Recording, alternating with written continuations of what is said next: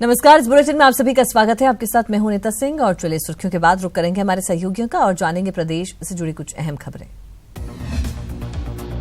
जयपुर नगर निगम के नए महापौर बने विष्णु लाटा। विष्णु लाटा ने मनोज भारद्वाज को हराकर महापौर की कुर्सी पर किया कब्जा। विष्णु लाटा ने मनोज भारद्वाज को 1 वोट से हराया। विष्णु लाटा को चुनाव के अंदर 45 वोट मिले तो वहीं पर मनोज भारद्वाज को 44 वोट मिले, वहीं 1 वोट निरस्त कर दिया गया।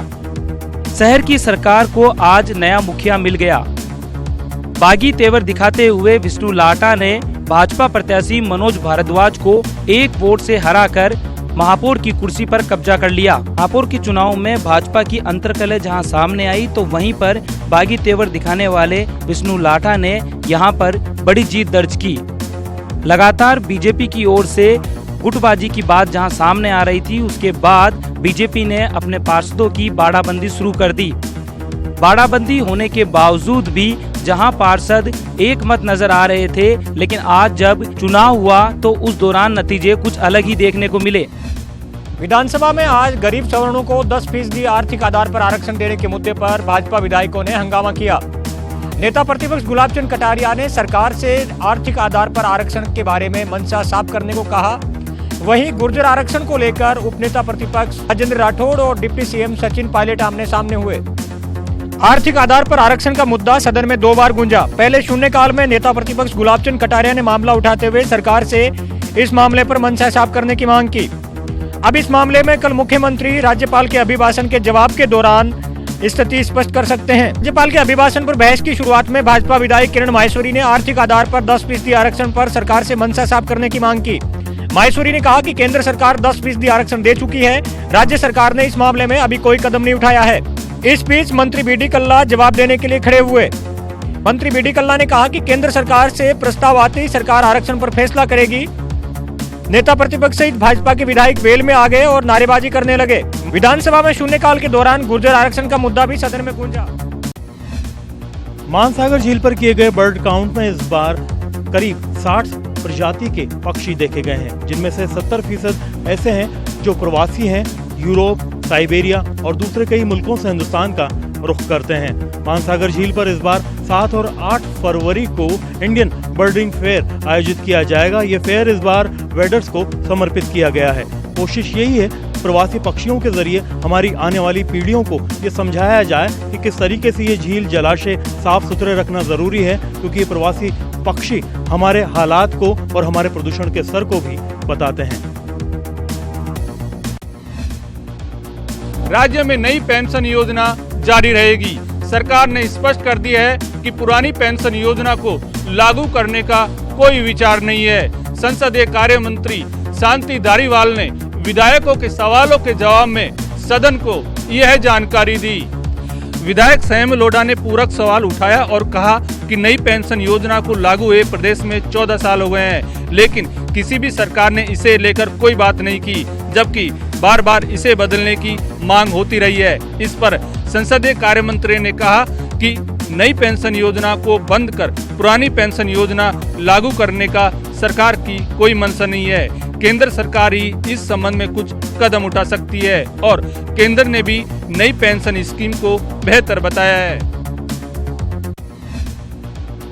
बीजेपी प्रदेश प्रभारी और केंद्रीय मंत्री प्रकाश जावड़ेकर ने आज जयपुर में एक प्रेस वार्ता का आयोजन किया। इस आयोजन में उन्होंने कांग्रेस के ऊपर जमकर हमला बोला। प्रकाश जावड़ेकर ने कहा कि कांग्रेस झूठ बोलकर सत्ता में आई है और अपने वादों से मुकर गई। उन्होंने कहा कि कांग्रेस अभी तक साफ नहीं कर पाई है कि किन किसानों के कर्जे माफ होंगे, जबकि कांग्रेस ने कहा था कि संपूर्ण कर्जा माफी होगी।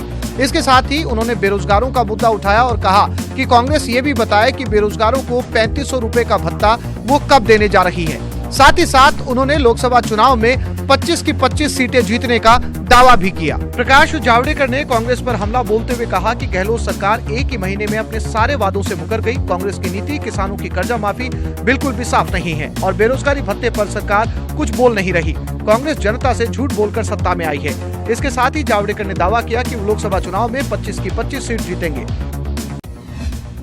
अजमेर से लोकसभा चुनाव के अभियान का आगाज करेंगे कांग्रेस अध्यक्ष राहुल गांधी। 14 फरवरी को अजमेर के कायड़ विश्राम स्थली पर सेवा दल के महाधिवेशन में होंगे शामिल। तैयारियां हुई शुरू। कांग्रेस के राष्ट्रीय अध्यक्ष राहुल गांधी फरवरी महीने में अजमेर आकर लोकसभा चुनाव की रणभेरी भरेंगे। राहुल गांधी अजमेर के कायड़ विश्राम स्थली मैदान में सेवा दल के महाधिवेशन में शिरकत करेंगे। इसको लेकर कांग्रेस और सेवा दल ने तैयारियां तेज कर दी हैं। आज अजमेर पहुंचे सेवा दल के राष्ट्रीय संयोजक लालजी देसाई और प्रदेश संयोजक विधायक राकेश पारीक ने कहा कि केंद्र सरकार की नीतियों के खिलाफ सेवा दल देश भर में बिगुल बजाने जा रहा है, जिसके तहत 29 राज्यों में रैलियां और अन्य कार्यक्रम होंगे। अजमेर में 14 और 15 फरवरी को सेवा दल का महाधिवेशन होगा, जिसमें राहुल गांधी सहित कांग्रेस के दिग्गज नेता शामिल होंगे। सेवा दल के राष्ट्रीय संयोजक लालजी देसाई और प्रदेश संयोजक राकेश पारीक ने कायड़ पहुंचकर जगह का जायजा भी लिया। इस महाधिवेशन के जरिए लोकसभा चुनाव के लिए एक नया नारा, पहले लड़े थे गोरों से अब लड़ेंगे चोरों से, भी दिया जाएगा। प्रेमी युगल को परिजनों के खिलाफ शादी रचाना पड़ा महंगा, लड़की के परिजनों ने दी मारने की धमकी, दोनों ने लगाई एसपी से सुरक्षा की गुहार। अजमेर में प्रेमी युगल को घर वालों के खिलाफ शादी करना उस समय महंगा पड़ गया जब लड़की के घर वालों ने इस शादी को नकारते हुए मारने की धमकी दे डाली, जिसके बाद दोनों ने एसपी से सुरक्षा की गुहार लगाई है। मामला रामनगर इलाके का है, जहां चंद्रप्रकाश और ऋचा सैनी दोनों एक दूसरे से पिछले 6 साल से प्यार करते थे, लेकिन अब ये प्यार शादी में तब्दील हो चुका है। इस शादी को लेकर चंद्रप्रकाश के घर वाले तो राजी हो गए, लेकिन ऋचा के परिजन इसके खिलाफ हैं और उन्होंने दोनों को धमकी दी है। धमकी के बाद सहमे दोनों एसपी के पास पहुंचे और सुरक्षा की मांग की। एसपी ने दोनों को पूरी सुरक्षा देने और लड़की के परिजनों को पाबंद करने का भरोसा दिलाया है। बिजली के तारों में उलझकर स्कूल बस विद्युत पोल से टकराई, बड़ा हादसा टला। भीलवाड़ा के माणिक्यनगर में हुआ हादसा, बिजली का खंभा टूटने से कार हुई क्षतिग्रस्त। भीमगंज थाना पुलिस ने किया मामला दर्ज। गणतंत्र दिवस की तैयारियों के लिए बच्चों को लाने ले जाने के लिए प्रशासन द्वारा लगाई गई एक प्राइवेट बस बच्चों को छोड़कर वापस जाते समय माणिक्यनगर चौराहे पर छत में बिजली के तारों में फंस गई। तार फंसने के बाद चालक ने गाड़ी को रोकने के बजाय भगाकर निकाली, जिसके कारण बिजली के तार खिंच गए और विद्युत पुल टूटकर वहां से गुजर रही एक कार पर जा गिरा।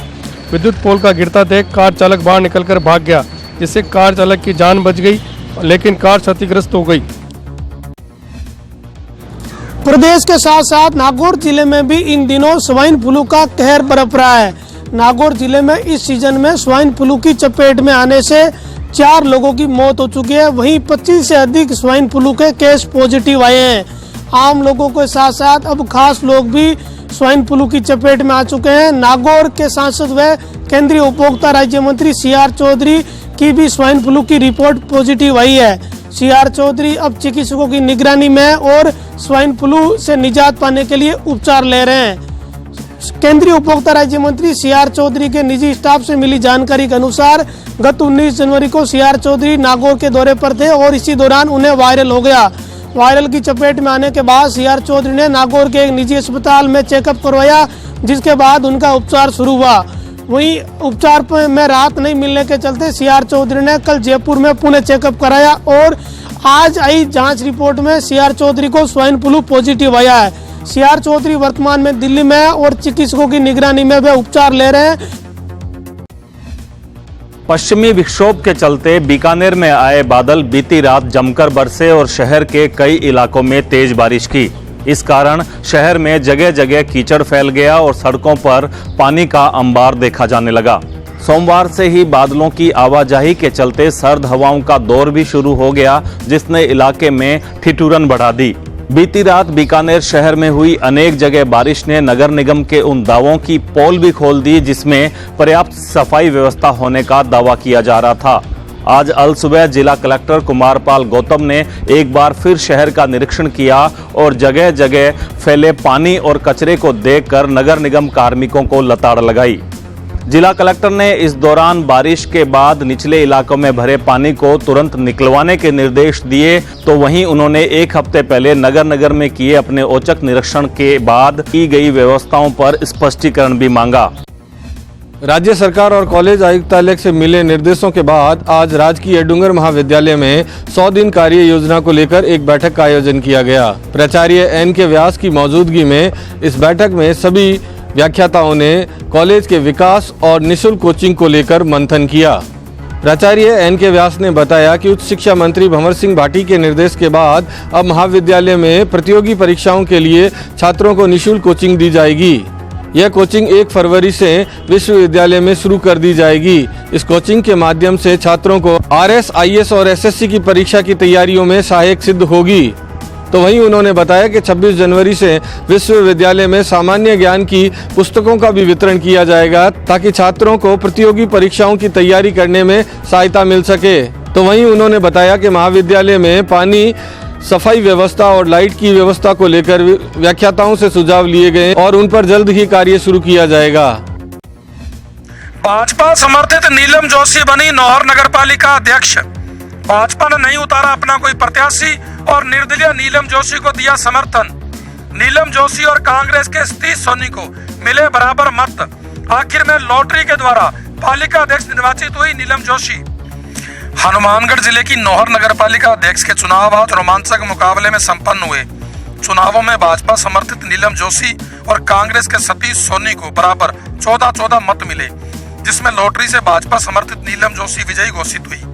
इससे पूर्व कांग्रेस की तरफ से सतीश सोनी ने नामांकन दाखिल किया, मगर भाजपा ने अपना कोई भी प्रत्याशी नहीं उतारा, जबकि नीलम जोशी और नथू राम ने निर्दलीय के तौर पर नामांकन दाखिल किया। जिसके बाद भाजपा ने राजनीतिक दक्षता दिखाते हुए नथू राम को मनाया और नामांकन वापस करवाया। वहीं निर्दलीय नीलम जोशी को समर्थन दे दिया। गौरतलब है कि पालिका अध्यक्ष अमित चाचान के विधायक बनने के बाद यह पद रिक्त हो गया था। दौसा के पंजाब नेशनल बैंक समासा में बीती रात चोरी का प्रयास कर रहे 2 आरोपियों को पुलिस ने गिरफ्तार किया है। आसपास के लोगों को जब बैंक के अंदर से कुछ तोड़ने की आवाज आई तो उन्होंने पुलिस को सूचना दी। इस पर पुलिस ने बैंक को चारों तरफ से घेरा और आरोपियों को गिरफ्तार कर लिया। बीती रात लालसोट उपखंड के पंजाब नेशनल बैंक समासा में रात करीब 8 बजे 2 नकाबपोश बदमाश बैंक का शटर और ताला तोड़कर अंदर घुसे और तिजोरी तोड़ने लगे। जब बैंक के अंदर कुछ तोड़ने की आवाज सुनाई दी तो लोकेश गुप्ता और मनोज सेन नामक युवकों ने बैंक मैनेजर और पुलिस को सूचना दी। इसके बाद पुलिस मौके पर पहुंची और बैंक को चारों तरफ से घेरा गया। बैंक को घेरने के बाद पुलिस ने बैंक के अंदर दबिश दी और तिजोरी तोड़ने का प्रयास कर रहे 2 आरोपियों को गिरफ्तार किया। आरोपियों के कब्जे से सरिया आदि भी पुलिस ने बरामद किए हैं। लालसोट थानाधिकारी राजेंद्र मीणा ने बताया कि दोनों आरोपी श्यामपुरा गाँव के रहने वाले हैं। राज्य के पर्यटन मंत्री विश्वेंद्र सिंह आज एक्शन में नजर आए और पुलिस द्वारा वाहन चेकिंग के नाम पर की जा रही दादागिरी पर गहरी नाराजगी जताई। आगरा बीकानेर राष्ट्रीय राजमार्ग पर सारस चौराहे पर एक पुलिसकर्मी ने बाइक पर जा रहे एक युवक को रोक लिया और बेवजह एक थप्पड़ भी जड़ दिया। पुलिस की दादागिरी से परेशान पीड़ित बाइक सवार युवक ने फोन पर पर्यटन मंत्री विश्वेंद्र सिंह को उक्त घटना से अवगत कराया तो कुछ देर बाद ही मंत्री विश्वेंद्र सिंह मौके पर पहुंच गए। गाड़ी से बाहर निकलते ही पर्यटन मंत्री विश्वेंद्र सिंह ने पुलिस कर्मियों को जमकर लताड़ लगाई और कहा कि तुमको थप्पड़ मारने का अधिकार किसने दिया है। चौराहे पर मौजूद सीओ सिटी हवा सिंह को भी मंत्री विश्वेंद्र सिंह ने निर्देश दिए कि वह पुलिस कर्मियों को सिखाएं कि आम जनता से किस तरह का व्यवहार किया जाता है। पर्यटन मंत्री विश्वेंद्र सिंह ने उच्च अधिकारियों को फोन कर निर्देश दिए कि उक्त पुलिसकर्मी के खिलाफ कड़ी कार्रवाई की जाए। भरतपुर के नेशनल हाईवे स्थित मेडिकल कॉलेज के पास एक जयपुर नंबर की कार से एक युवक का शव मिलने से सनसनी फैल गई। युवक के शव के पास से एक देसी कट्टा भी मिला है। पुलिस ने भारी मशक्कत के बाद कार का लॉक तोड़वाया और जब शव को देखा तो उसके सीने में गोली लगी हुई थी, जिससे अंदाजा लगाया जा रहा है कि युवक ने आत्महत्या की है। पुलिस ने कार के नंबर के आधार पर जांच शुरू कराई तो युवक की तिलक नगर कॉलोनी निवासी गौरव शर्मा के रूप में शिनाख्त हुई। जानकारी मिली है कि मृतक गौरव ने गत 31 दिसंबर को किराए पर जयपुर से एक कंपनी से कार को लिया था। युवक 1 साल से जयपुर में स्थित एक प्रोविजनल स्टोर पर सेल्समैन के रूप में काम करता था। फिलहाल पुलिस ने मृतक के शव को आरबीएम अस्पताल की मोर्चरी में रखवाकर पोस्टमार्टम करा दिया और पूरे मामले की जांच में लगी हुई है। शिक्षा नगरी में नहीं थम रही चोरी की वारदातें। आज फिर मोबाइल शोरूम पर चोरों ने बोला धावा। 2 लाख के मोबाइल सहित नकदी लेकर हुए चंपत। सीसीटीवी कैमरे में कैद हुई पूरी वारदात। उद्योग नगर थाना पुलिस जुटी है पूरे मामले की जांच में। कोचिंग नगरी में चोरी की वारदातें थमने का नाम नहीं ले रही है। आज एक और बड़ी वारदात को चोरों ने बेखौफ होकर अंजाम दिया और चंपत हो गए। चोरों ने एक मोबाइल शोरूम में वारदात को अंजाम दिया और लाखों रुपए के मोबाइल और एलईडी लेकर चंपत हो गए। प्रेम नगर इलाके में हुई ये वारदात शोरूम में लगे सीसीटीवी कैमरों में कैद हो गई। तस्वीरों में आप देख सकते हैं कि किस तरह 3 चोर शोरूम में दाखिल होकर बेखौफ होकर कट्टे में मोबाइल, नकदी और एलईडी सहित करीब 2 लाख रुपए का माल लेकर फरार हो रहे हैं। चोरों ने शातिराना अंदाज में पहले आसपास के घरों के बाहर का दरवाजा बंद किया, वहीं एक चोर ने बाहर खड़े होकर नजर रखी। अब उद्योगनगर थाना पुलिस सीसीटीवी में कैद हुई इस पूरी वारदात की गहनता से जांच कर चोरों की पहचान में जुट गई है। चलिए एक बार फिर से रुक करते हैं हमारे सहयोगियों का और जानेंगे कुछ और अहम खबरें। किशोरी से दुष्कर्म करने के आरोपी को कोर्ट ने सुनी आजीवन कारावास की सजा के साथ लगाया आरोपी पर 18,000 का जुर्माना भी। जुलाई 2014 में इटावा थाना पुलिस ने की थी कार्रवाई। 14 वर्षीय किशोरी को बहला फुसलाकर भगा ले जाने व उनके साथ दुष्कर्म करने के आरोपी को आज कोर्ट ने आजीवन कारावास की सजा सुनाई। जानकारी के अनुसार जाडोल गांव में किसी कार्यक्रम में उमेदपुरा निवासी मुकेश बेरवा आया और एक किशोरी को भगाकर कोटा ले गया। कोटा के सूर्यनगर इलाके में ले जाकर आरोपी ने किशोरी के साथ दुष्कर्म की वारदात को अंजाम दिया। इस मामले में जुलाई 2014 में इटावा थाना पुलिस ने कार्रवाई कर आरोपी को गिरफ्तार किया था। तब से ये मामला कोर्ट में विचाराधीन था। 14 गवाहों के बयान के बाद आज पोक्सो कोर्ट क्रम संख्या 3 ने आरोपी मुकेश को आजीवन कारावास की सजा व 18,000 रुपए के जुर्माने से दंडित किया।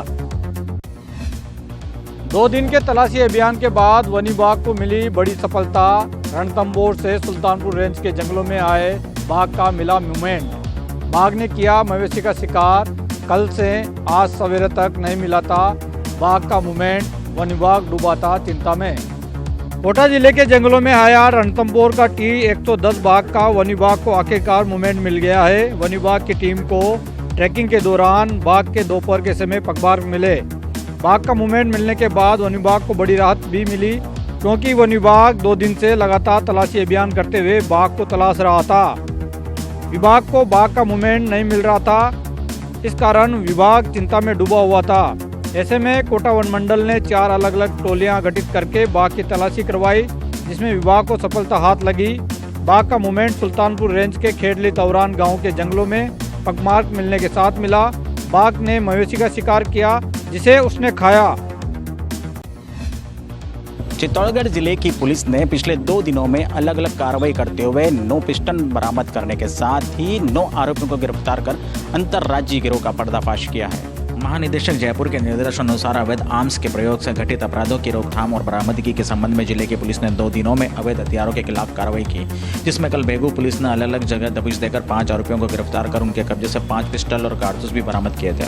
आज भी शहर की सदर पुलिस ने अलग अलग टीमों को गठन कर 2 दिनों में मेहनत के बाद 4 आरोपियों को गिरफ्तार कर उनके कब्जे से 9 mm की 4 पिस्टल बरामद की। पुलिस के अनुसार सभी अवैध हथियार मध्य प्रदेश जिले से लाए गए, जिनके संबंध में अनुसंधान जारी है। आपराधिक मामलों में लिप्त पुलिस की गिरफ्त में आरोपियों से पूछताछ में कई और आर्म्स की बरामदगी के साथ ही आरोपियों के संबंध में खुलासा होने की पूरी संभावना है।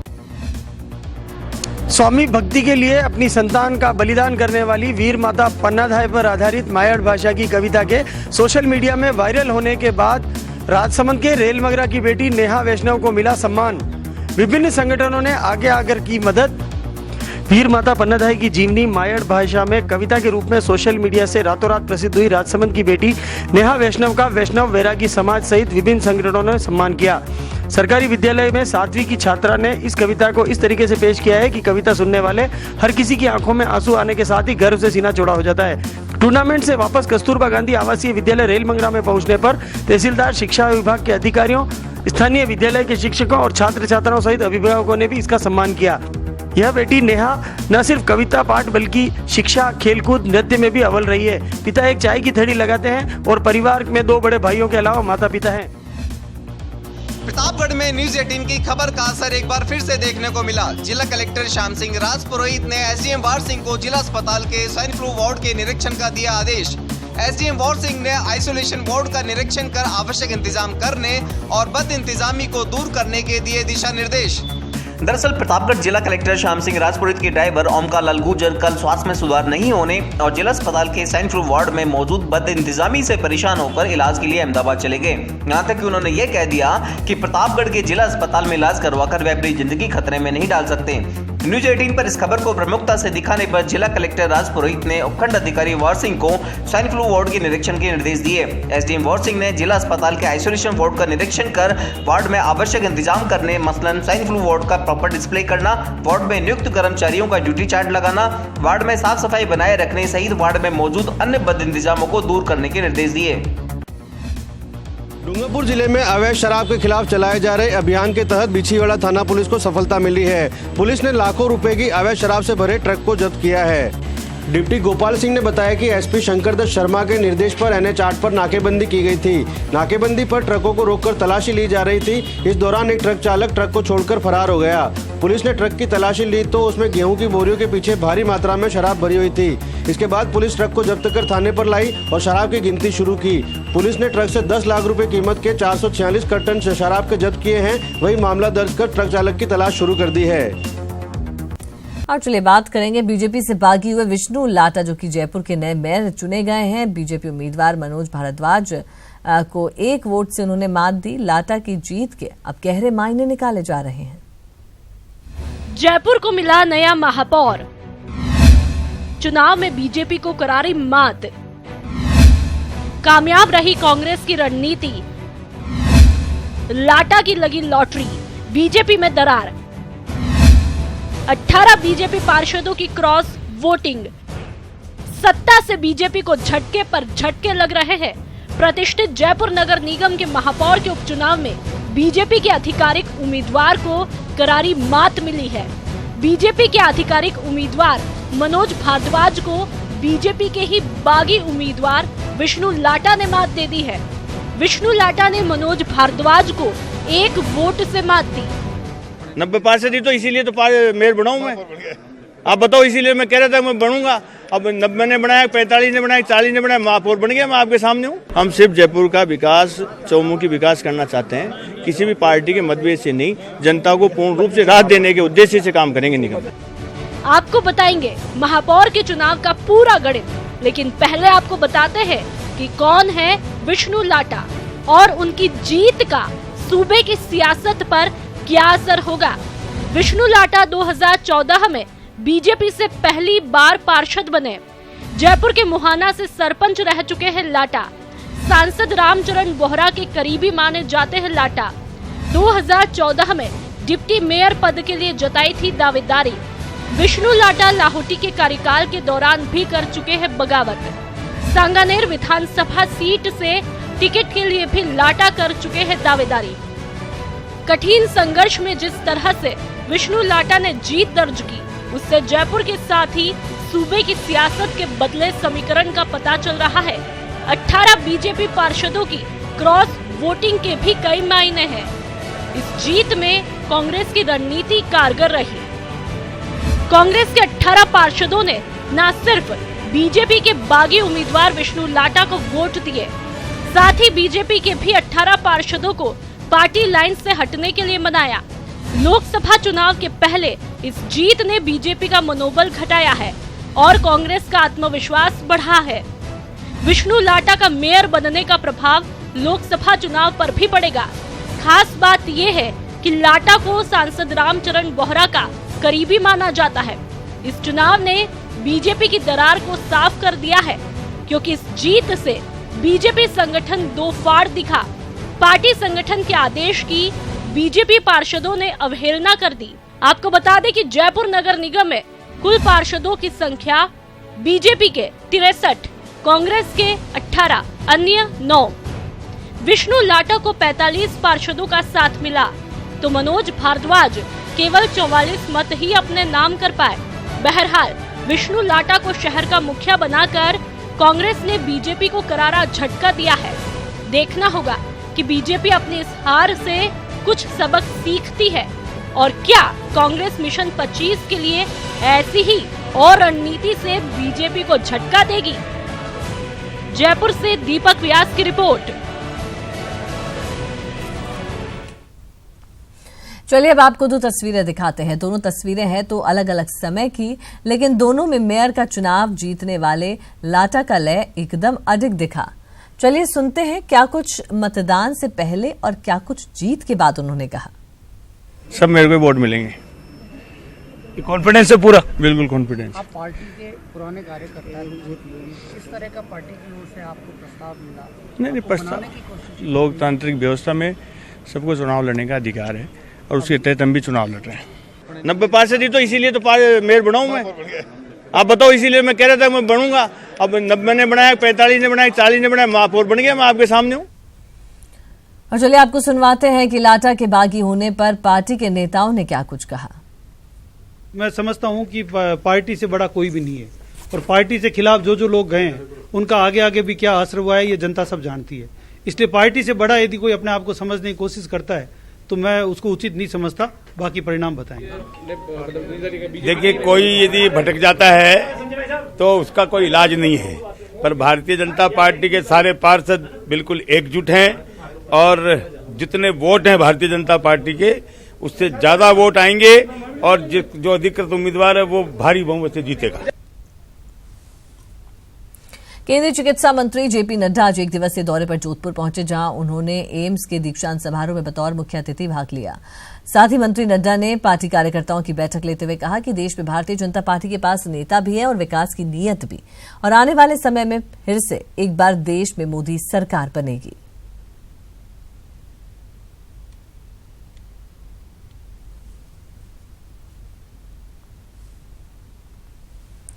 राज्य सरकार ने स्पष्ट कर दिया है कि प्रदेश में पुरानी पेंशन को लागू करने का कोई विचार नहीं है। संसदीय कार्य मंत्री शांति धारीवाल ने सदन में ये जानकारी दी।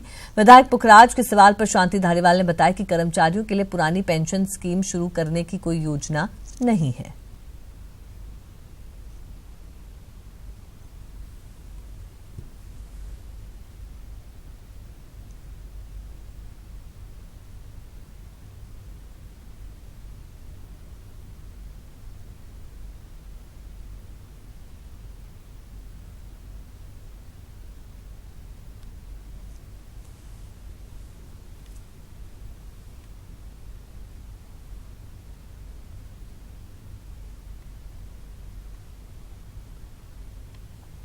बारां जिले के अटरू क्षेत्र में सिंचाई के लिए खेत गए किसान की कुएं में गिरने से मौत हो गई। घर नहीं पहुंचने पर जब परिजनों ने तलाश शुरू की तो खेत पर पहुंचकर तलाश की गई और सूखे कुएं में देखा तो उसमें किसान गिरा हुआ था। आशंका है कि पाइप ले जाते समय संतुलन बिगड़ने से किसान उसमें गिर गया। मृतक किसान की 6 वर्षीय बालक भी है, आर्थिक स्थिति से कमजोर है।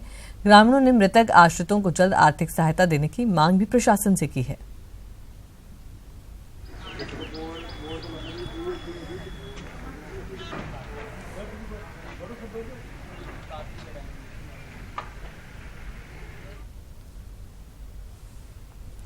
राजस्थान में कांग्रेस सरकार आने के बाद जमीयत उलेमा हिंद अब मुस्लिम आरक्षण की मांग को लेकर एक्शन में है। स्टेट एग्जीक्यूटिव कमेटी की बैठक में जमीयत उलेमा हिंद ने यह फैसला लिया कि पूरी ताकत से गहलोत सरकार से आरक्षण की मांग की जाएगी और इसको लेकर कमेटी ने सीएम को पत्र भी लिखा है। आरक्षण डिमांड की दौड़ में नई एंट्री। 10 साल बाद फिर उठी मुस्लिम आरक्षण की मांग। कांग्रेस को याद दिलाया पुराना वादा। वोट लिया, अब आरक्षण दो। आरक्षण डिमांड की दौड़ में अब प्रदेश के मुसलमानों ने भी एंट्री मारी है। जयपुर में जमीयत उलेमा हिंद की स्टेट एग्जीक्यूटिव कमेटी की बैठक में ये फैसला लिया गया कि प्रदेश सरकार से पूरी ताकत के साथ आरक्षण की मांग की जाएगी। कांग्रेस को मुसलमानों के सर्वाधिक पिछड़ा होने के कारण देश हित का ये तकाजा है कि वो मुस्लिम रिजर्वेशन पर अब कोई फैसला ले। ये हमारी डिमांड है। हम इससे किसी कीमत पर अब पीछे हटने वाले नहीं। जमीयत उलेमा हिंद का कहना है कि सियासत के लिए मुस्लिम समाज का खूब इस्तेमाल होता है, लेकिन जब हक देने की बात आती है तो बहाने बनाए जाते हैं। जमीयत का साफ कहना है कि सच्चर कमेटी और रंगनाथ मिश्रा कमीशन की सिफारिशों का पालन होना चाहिए। मुस्लिम समुदाय जस्टिस राजेंद्र सच्चर कमेटी की रिपोर्ट और जस्टिस मिश्रा की रिपोर्ट के मुताबिक भारत का सर्वाधिक पिछड़ा वर्ग है। समय आ गया है कि कांग्रेस पार्टी 2009 के अपने वादे को पूरा करे और मुसलमानों के लिए कोटा इंटू कोटा के हिसाब से मुसलमानों के लिए अलग से आरक्षण की व्यवस्था करे। ये कांग्रेस पार्टी से जमीयत की डिमांड है। इसको लेकर जमीयत ने सीएम अशोक गहलोत को पत्र भी लिखा है और उनके 10 साल पुराने वादे की याद दिलाई है। कांग्रेस हमेशा से मुस्लिमों को अपना वोट बैंक मानती आई है।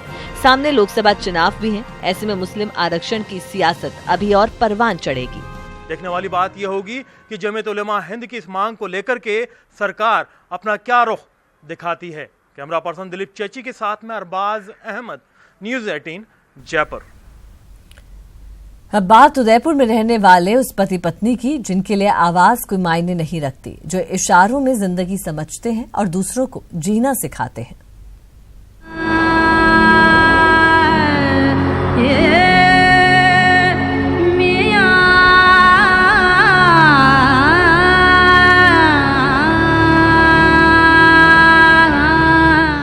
यहाँ शब्दों की कोई अहमियत नहीं है।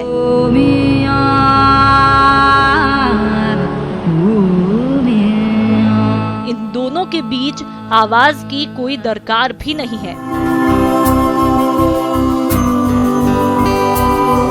बस आंखों का इशारा भर काफी है। होठ और हाथ हिल जाए तो फिर जिंदगी मुकम्मल है। यूं तो मनीषा बोल और सुन दोनों लेती है, लेकिन ललित बोल और सुन नहीं पाते, लिहाजा मनीषा ने भी वही साइन लैंग्वेज सीख ली है, जिससे ललित उसे समझ सके, उससे बात कर सके। स्टार्टिंग में मुझे इनकी एक जो कन्वर्सेशन प्रॉब्लम आई थी थोड़ी बहुत, बट बाद में फिर मैं इनको लिख के आपस में हम लोग कन्वर्सेशन करते और उस चीज़ का मैं मीनिंग पूछती तो ये धीरे धीरे मुझे समझा देते। तो ऐसे करके धीरे धीरे मैं साइन लैंग्वेज इनसे सीखी हूँ और इन्होंने मुझे उसमें बहुत हेल्प की है। ललित बचपन से बोलने और सुनने में असमर्थ है, लेकिन उनके और उनके परिवार वालों के व्यवहार की वजह से मनीषा और उनका परिवार ललित और उसके परिवार के करीब आया। मनीषा बचपन से ही समाज सेवा किया करती थी, लिहाजा जैसे ही मनीषा के माता पिता ने ललित से शादी का उसके सामने प्रस्ताव रखा, वो बेझिझक तैयार हो गई।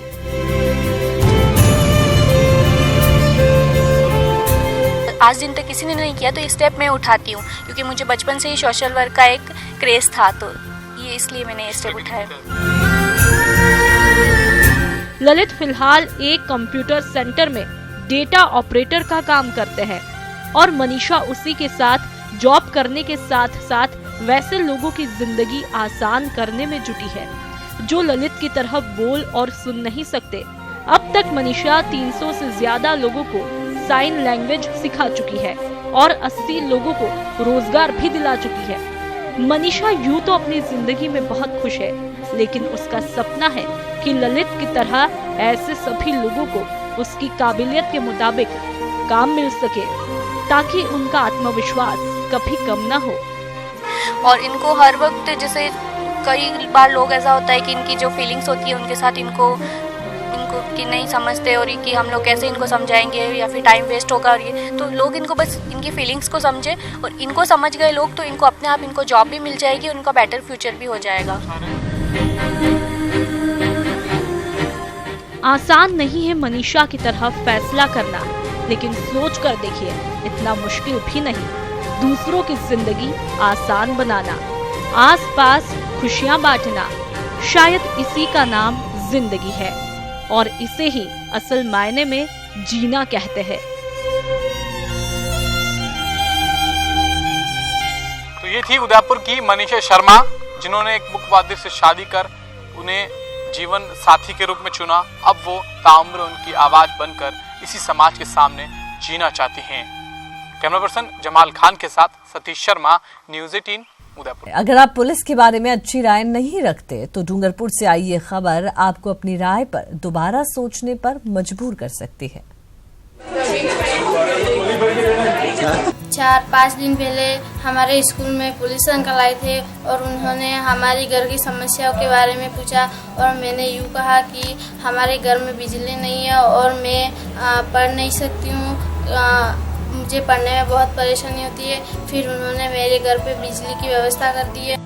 पुलिस की ऐसी भूमिका के बारे में आपने शायद ही पहले कभी सुना हो, पर ये सच है। पुलिस ने चिमनी की रोशनी में पढ़ाई करने के लिए मजबूर छात्रा के घर अपने खर्चे से बिजली का कनेक्शन लगवाया। पुलिस की ये पहल खाकी की नई मुहिम का हिस्सा है कि जो बच्चे माइनर हैं, जो बच्चे अपनी यंग एज में अपराध में शामिल रहते हैं, क्योंकि उनको अज्ञानता होती है, उनको ध्यान नहीं होता है कि इसका क्या परिणाम होगा। इस बारे में उनमें जन जागृति पैदा कर रहे हैं कि बच्चे पढ़ाई करें, अपराध में शामिल नहीं हो। अभियान के तहत कोतवाली थाना अधिकारी चांदवल सिंगारिया पिछले हफ्ते बोरी गांव के सरकारी स्कूल में बच्चों से संवाद करने गए, जहां 7वीं की एक छात्रा जया गमेती ने सीआई के सामने ऐसी समस्या रख दी जो उनके विभाग की थी ही नहीं। इसके तहत डूंगरपुर हरसी पांचाल की सहयोग से हमने उसके घर पे खंबे लाइट लगाई चालू किया है। उसके बाद भी कोई पढ़ाई की व्यवस्था हुई तो हम पुलिस थाना कोतवाली उसकी व्यवस्था, उसके बिल की व्यवस्था पुलिस स्टाफ कोतवाली अपनी जेब से वहन करेगा। ये हमने सबने कर रखा है। चाइल्ड फ्रेंडली पुलिस अभियान के जरिए डूंगरपुर पुलिस नई पीढ़ी को अपराध से दूर रखकर अच्छा नागरिक बनाने में अहम भूमिका निभा रही है। अभियान के साथ चांदमल जैसे पुलिस अधिकारी गरीब बच्चों को आगे बढ़ने में उनकी राह आसान कर रहे हैं। क्या प्रदेश के दूसरे जिले डूंगरपुर पुलिस से प्रेरणा लेंगे? जयेश पवार, न्यूज़ 18 राजस्थान, डूंगरपुर। और इस बुलेटिन में फिलहाल के लिए इतना ही। दीजिए इजाजत और आप देखते रहिए न्यूज़ 18 राजस्थान।